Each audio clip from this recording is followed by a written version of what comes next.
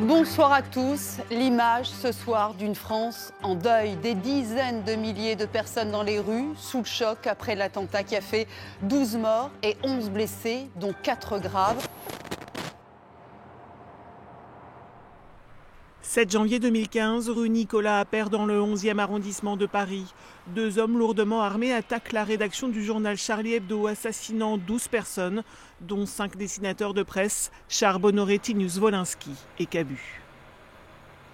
L'effroi d'abord d'apprendre que la rédaction de Charlie Hebdo a été décimée. Comment comprendre même ce qui s'est produit et comment réagir à ce qui vient d'arriver. Ce qui a fait, je pense, la force de la France à ce moment-là, c'est qu'elle se soit mobilisée comme jamais. Des millions de personnes ont défilé dans la rue. Si Cabu avait pu penser qu'il puisse y avoir des millions de personnes qui défilaient pour la liberté d'expression, je crois que rien que pour ça, dans le ciel, il devait se poser beaucoup de questions et être fier.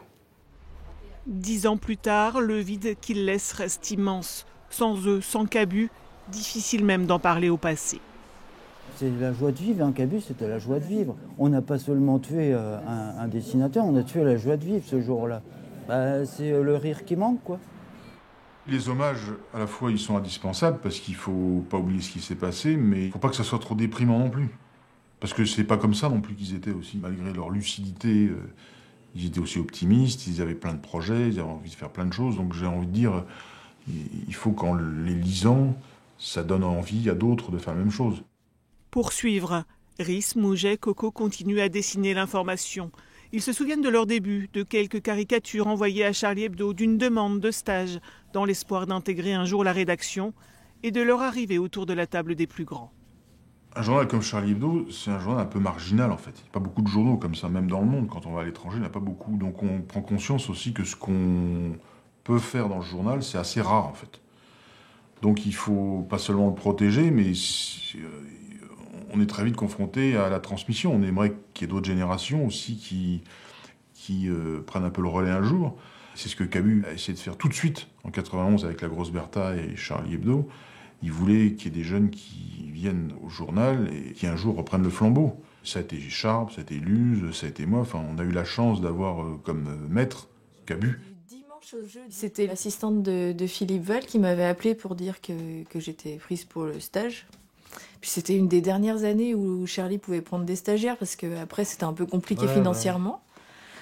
Donc j'ai eu du bol. Elle a tout à fait l'esprit de Charlie Hebdo, oui.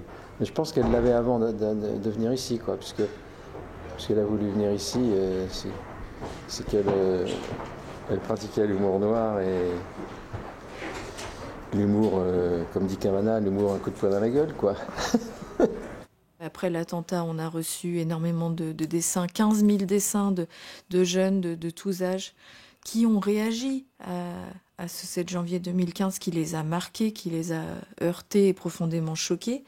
Ces 15 000 dessins, on les a pris, on les a triés, on en a fait un support pédagogique et une association Dessiner, Créer, Liberté qui va justement dans les écoles. Et on parle justement de ce travail journalistique, de l'engagement qu'on met dans les dessins, de dessin aussi. Ce travail-là, c'est celui qui prépare l'avenir, quoi. À comprendre ce que c'est un dessin de presse, comprendre le second degré, la satire, parce que c'est un genre vraiment particulier, l'humour noir.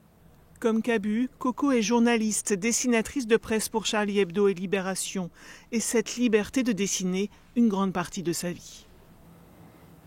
J'essaye de rester hermétique à tout ça et de me concentrer sur les dessins pour pouvoir faire en sorte d'être le plus libre possible. Et dans cette liberté-là, dans cet engagement que je mets dans ce que je fais, ce que Cabu m'a transmis aussi, parce qu'il était extrêmement libre sur toute sa carrière de dessinateur, j'essaye de continuer ça. La liberté d'expression, c'est vraiment un combat. C'est pas acquis. On ne vous donne pas comme ça le droit de vous exprimer comme vous voulez. Il faut créer votre propre média, le faire vivre, le faire durer. Donc c'était ça aussi la préoccupation de Cabu, c'est comment maintenir l'indépendance du journal pour qu'on puisse dire ce qu'on veut. Le 7 janvier 2015 n'a tué ni Charlie Hebdo ni la liberté de la presse, mais les préserver est un combat de chaque jour. la liberté d'expression, elle a souffert. Et elle souffre encore. Et donc notre devoir, c'est de la défendre, mais de défendre ceux qui l'expriment. Et si l'on peut dire qu'après 10 ans, nous avons gagné la partie, non. Un combat pour Honoré Cabu et ceux qui ont laissé la vie.